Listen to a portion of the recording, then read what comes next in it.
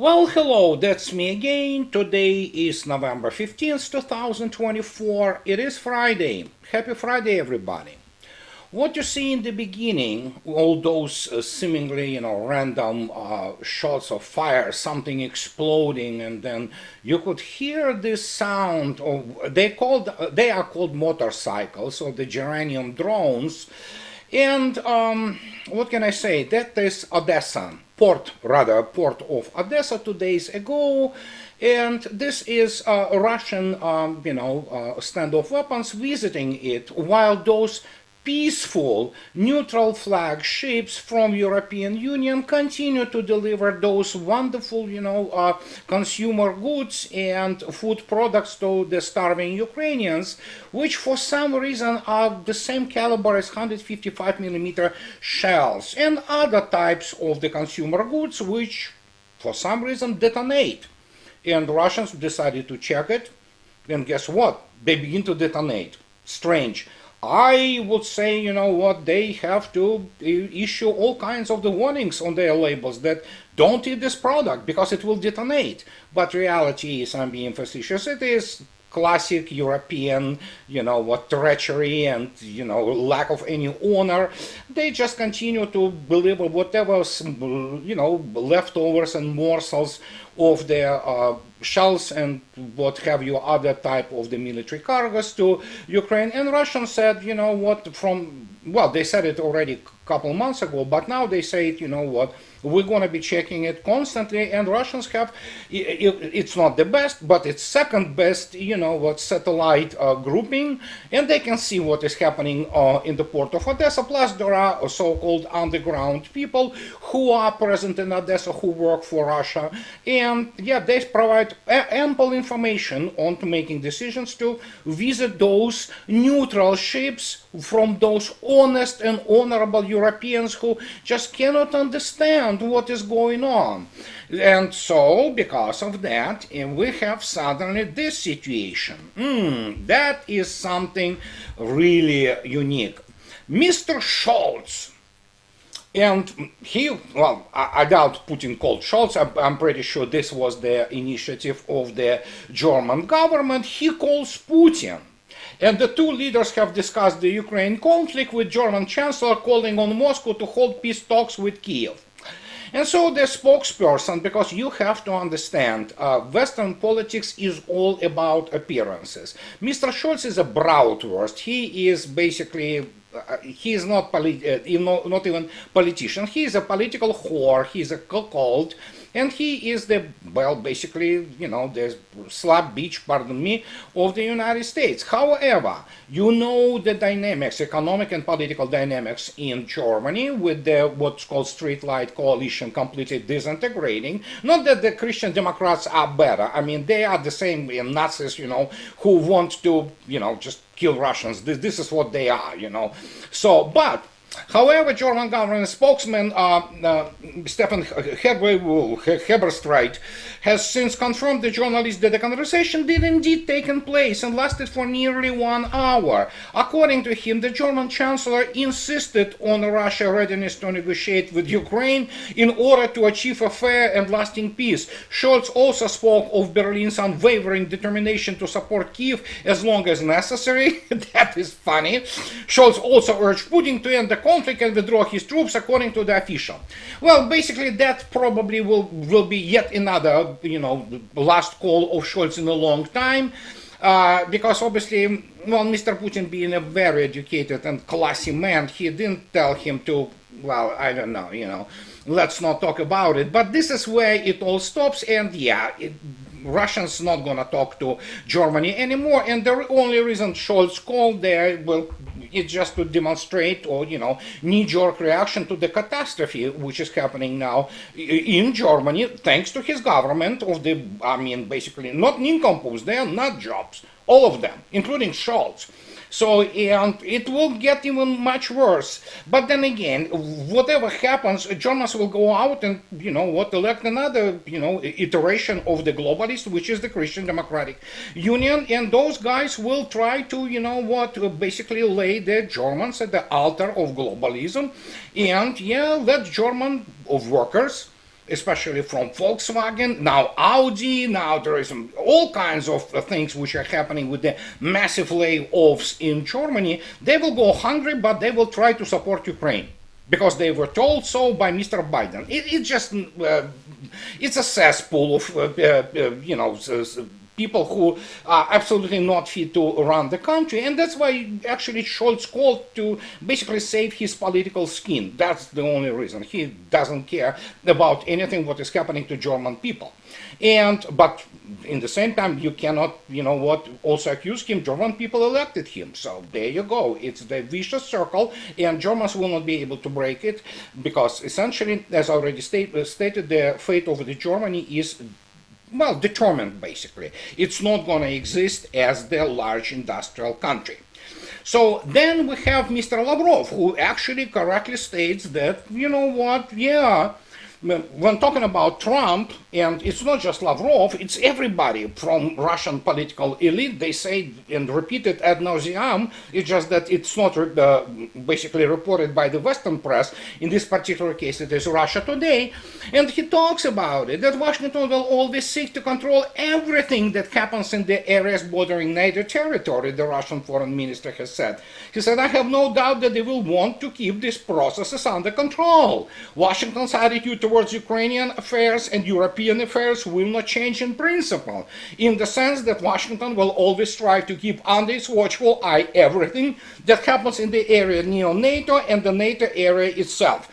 Which is absolutely correct, and Mr. Trump is absolutely the same. He probably will restructure, so to speak, the way this control is exercised, but this will remain the same. United States is not allowing Europe to have its own voice. Not that Europe has it now or is capable of having this voice. This is the most important thing, because many people still do not understand that when I talk about it, that there are political elites and things like that, but Europeans do not want to exercise this voice because, as I already stated, the pivot of all that, the pivot around which everything spins, so to speak, in Europe is the either Russophobia or outright hatred of Russians and, genuine belief in the complete BS of some kind of Russian threat, which Russians, for some reason, don't want to go and, take on their,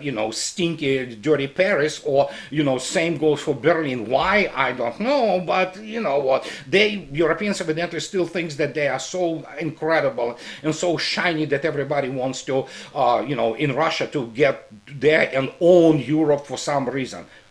I don't know why. I mean, Paris cannot hold a candle, let alone Berlin, to Moscow or St. Petersburg, but hey, there they are, so whatever, but this is what is happening in Europe, and just to demonstrate to you what Europe and Europeans are in terms of their attitudes, well, look at this. This is a very interesting information in terms of the gas. And look at this. This is from RIA News. It's today. The main buyer of Russian gas in the EU have been named. Well, guess what? Among European countries, France, Hungary, and Spain buy Russian gas the most. They accounted for more than half of all imports from Russia, following from RIA News. And thus, from January to August, Russia supplied gas to the EU for 9 billion euros, and pipeline gas became the main exporter. It accounted for 4.6 billion euros, and LNG is 4.4. The main buyer, as already stated, was France, which increased imports by 30% to almost 2 billion euros. So that pretty much tells you everything you need to know about Europeans, and these are the people who seriously think that they will send weapons, they will kill Russian civilians, but Russia will need to supply them with that. Russians just merely, continue to provide, their, or basically hold their obligations in the contract. And when people ask me, and they ask me all the time, why special military operation is not war? And it is not war. It is not war not only by the military criteria, because if should it have been war, the Bankova Street in Kiev would be flattened by now, and most of the Rada will be killed, and probably Zelensky would have been killed. No, because whenever you declare war, it is the issue under the UN auspices of the law, which will, I mean, completely demands actually the stop of any kind of trade relations between the warring parties and the people who will decide to just basically stop trading with the warring party, period. Simple as that. But no, this is not war. This is still special military operation, which is done surgically in terms of preventing unnecessary deaths of civilians and unnecessary destruction of the critical infrastructure, such as, of course, apartment complexes and access to some of the critical things, which, for example, like water. You cannot poison water. You have to understand that civilians use water. Energy supply and the crushing of the, for example, in Ukraine of the energy supply. Absolutely, you can do that because obviously it provides for the production of some kind of weapons, and it's critical for the sustainment of the regime in Kiev. So it is a very fine line between that things, and it takes it needs a special elaboration on this. But this is one of the reasons why it is not war. And that is why the Europeans, as I already stated, they will sell their own families. They have no honor, none of them really. They are ready to trade to Russia, but they will continue to say, yeah, you have to, hold your obligations on the contracts, but we will sanction you. We will make everything possible for, the Ukraine and the European and American proxy to kill Russians. And the more the better. So this is, people will reasonable question in this case will be, why don't Russians stop this thing, completely? Well, it's not exactly true that Russians do not stop this thing, supply of gas and things like that. I mean, there are obviously obligations, but I believe, as I already stated, by 2025, all contracts are expiring. So, and that will be it. And for Europe, and there is, just to demonstrate to you what is happening here. Here is one example, and this is very important. Look at this.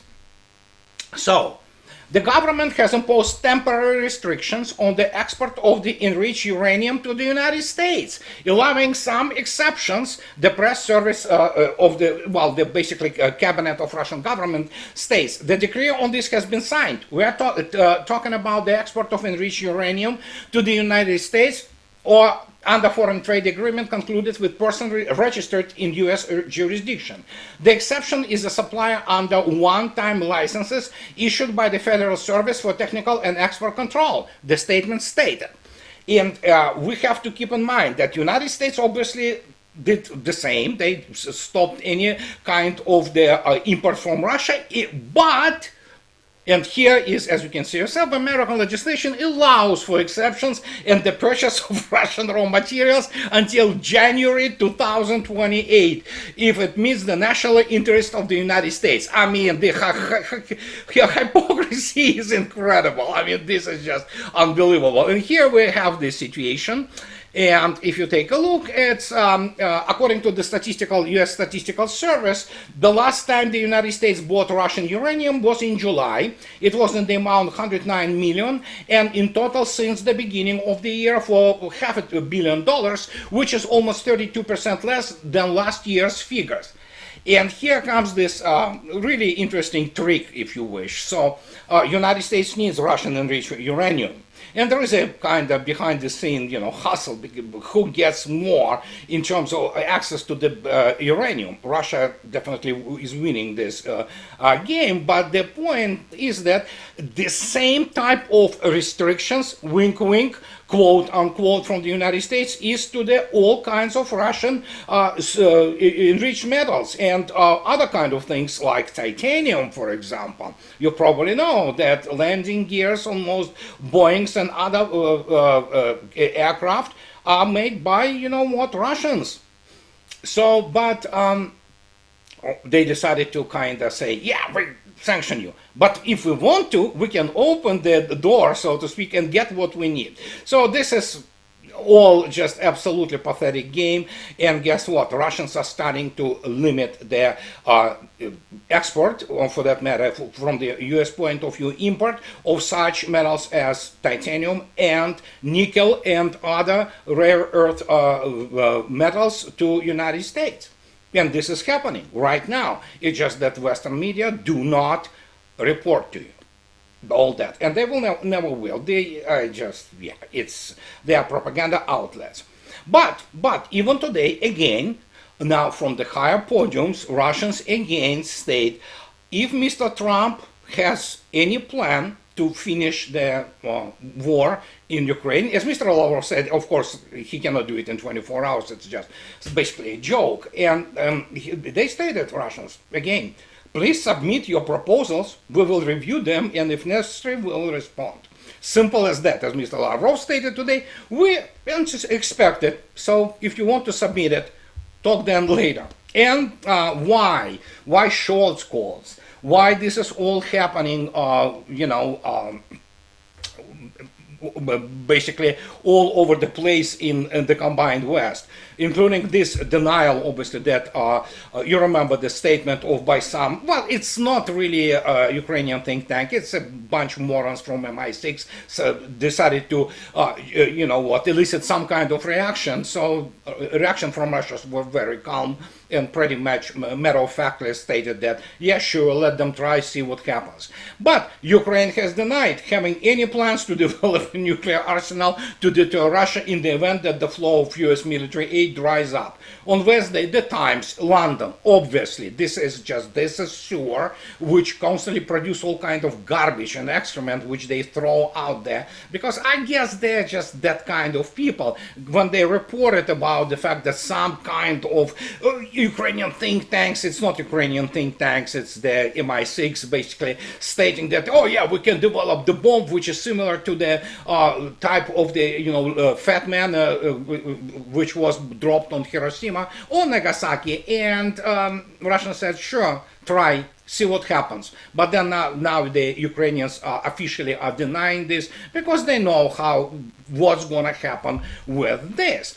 And when you take a look at this, what is going on, why this whole thing perpetuates itself, it's kind of boils this cauldron of, I don't know, all kinds of the very unpleasant matter, so to speak, boils there, it becomes very clear. Let's take a look. And we have, obviously, for yesterday, we have oh my gosh, it's incredible harvest, pardon my French, that we have 51 tanks and APCs, 78 armored vehicles, artillery mortars 47, almost 2,500 basically killed. And if you take a look at the number, we approaching this psychological number, which even by the most conservative estimates by Russian Ministry of Defense is reaching 1 million. But even Russian Ministry of Defense constantly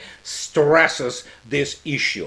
They count only those people who corpses they couldn't identify, and we are reaching the officially million through from the special military operation, and the slaughter continues. Now, if you want to, let's take a look what we have on the front. We go to our good friend Marat Khairulin, and as you can see yourself, it is a catastrophe. Russians are in the not just outskirts, but already inside Kupyansk. As you can see yourself, it is 15th of November. And yeah, it's really not good for armed forces of Ukraine. No matter what they do, you see those constant, smaller and bigger red arrows, which in this particular case, you can see yourself, Russians do the, so to speak, almost radial attack, at Petropavlovka and Kucherevka, and already inside Kupyansk. And if you take a look at the larger picture, for example, here is the scheme of things. I deliberately showed you in the red lines what we have. roughly, if you see this, well, it's almost vertical, it's a little bit on the angle of the red line, long red line, which goes towards Kupyansk. You have to understand it's not just the throat of the large cauldron which is forming. And this line is probably about 12 kilometers, I would say, long. The problem with this, you cannot just simply escape easily from this cauldron, because this red line roughly goes along the Oskol River. And once you are pressed along the Oskol River, you do not have many chances to escape, or you have to, well, you're going to drown. In some places, Oskol is not very wide, but in others, it's pretty wide. So, yeah, and you are under constant fire control of any kind of crossings you try to erect. And you can see yourself what is happening here. So now we're going into Kruglikovka, which is also there, as you can see yourself, constant attacks in every single direction. And as you can see yourself, there, yeah, not many chances to escape, because, well, in Kruglikovka you see one crossing, and there is another crossing in Garkhovatka. And then, as you can see yourself, there's pretty wide body of water, and you have to somehow save yourself. But if you look at the ranges here, we're talking about the ranges between line of the combat contact and positions of Ukraine, armed forces of Ukraine. We're looking at something like a few kilometers, give and take, and it's completely under fire control of the artillery and, of course, VKS, Russian, well, Air Force, and other standoff weaponry. So it's not good. Now, if to kind of summarize what we have also in terms of how the Kursk adventurism basically reflected on the losses, you can see yourself that Kursk, well, how to put it politely, it's bad, okay? You can see yourself in that Kursk adventurism also dragged with itself, or even not drag, increased, because there was a correlation, obviously, between these events. Losses everywhere, on every single direction of or every single axis of the special military operation. And when you look at this, it's just, yeah, that's why Scholz calls. That's why everybody now in the panic mode in the combined West, because they have to face this situation. It's over. Well, this was over for some time. It was just a matter of how Russians would approach this, well, offensive, essentially. We are now witnessing a large offensive along the whole front line, including the increased activity in Zaporozhye. And yeah, the Ukrainians continue to launch all kinds of their UAVs, primarily the civilians. This night is launched something like 59 UAVs at the basically civilian targets in the Krasnodar Krai, and so they will continue to do that. And but the question is settled, as I already stated, and Russians are on the record constantly. The Zelensky regime is not, negotiable. They should go. And Mr. Lavrov stated, a couple days ago, I believe, he stated, if they want to, I believe it was Lavrov, maybe it was Putin himself, because the stream of information is so huge, I cannot remember everything, but one of the really big Russian honchos, so to speak, stated that, if they want to hold the elections, sure, let them, but we will see how legitimate those elections are. Russia will decide if those elections are legitimate or not. And Zelensky knows that he cannot allow any kind of elections. But again, it's Ukraine. You can expect anything from them. And they continue, as you can see yourself, this is from Nikolaev.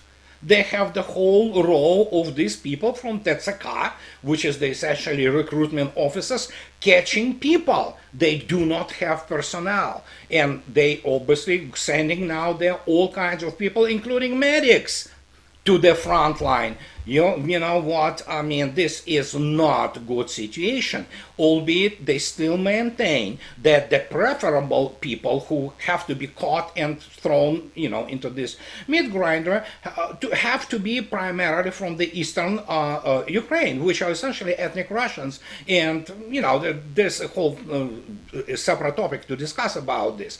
But they want, namely, Eastern Ukrainians to die. They still do not want to touch very many in the Western Ukraine. These are the most, ideologically strict Nazis and Bandera, worshippers. So, well, some of them are already there. Very many of them has been killed, but they want to maintain this or sustain this, whatever will be left of Ukraine, as future Platsdarm, if you wish, or bridgehead, if you wish, from which they think they can attack Russia. Obviously, it's the harebrained scheme by people who are utterly incompetent militarily, which is primarily most of NATO military people. But they still think that they can do that. They cannot do that because obviously we live in the 21st century. It is 2024. It's not 1945. And that has to be taken into consideration when you think about something which is trying to damage Russia. Good luck with that. So, and now in conclusion, I want to elaborate a little bit more on this situation with Trump's picks for his cabinet. And while many people continue to despair over Mr. Rubio being the appointed, or if you wish, his candidacy presented as the future Secretary of the State, I want to say immediately that it's a payback by Mr. Trump to obviously Miriam Edelson, of whom Mr. Rubio was the chores boy, and obviously to the IPAC and to all kinds of the neocons. But he is a compromised figure. First, Rubio is a boy indeed. He is, can you imagine him talking to, Chinese or Russian diplomats? I mean, they would be laughing at him. So, but no, this is a kind of payback for all those support and donations, and of course, this is future, basically, mortgage, if you wish, for Mr. Trump to be able to push through the Senate approval hearings for real heavyweights, Matt Gaetz and Tulsi Gabbard, because for Trump, evidently, these are critical figures. He knows that he needs to have Tulsi Gabbard over there as the director of national intelligence, and Tulsi Gabbard expressed very eloquently her position and her task not to allow any more fake intelligence, such as, of course, Iraqi weapons of mass destruction, to ever get into the White House and operate only with the facts on the ground.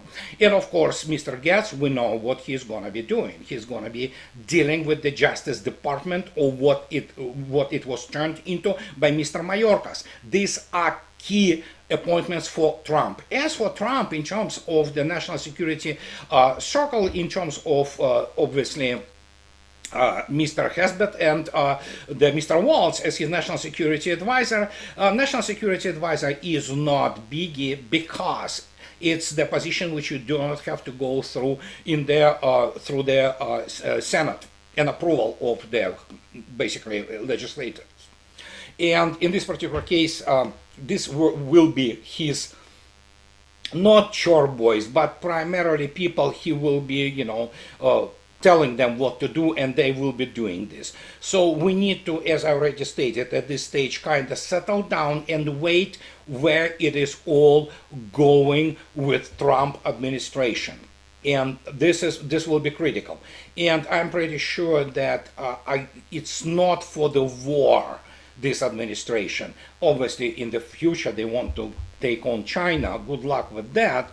But at least for now, we do not have that many reasons to go completely bananas.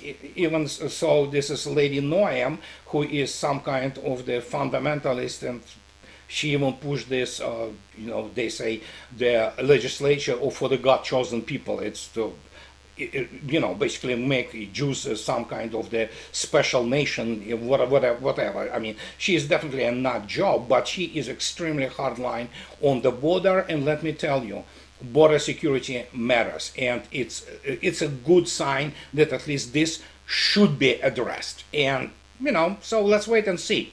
So, but yeah, I have other thoughts about it, but you know what?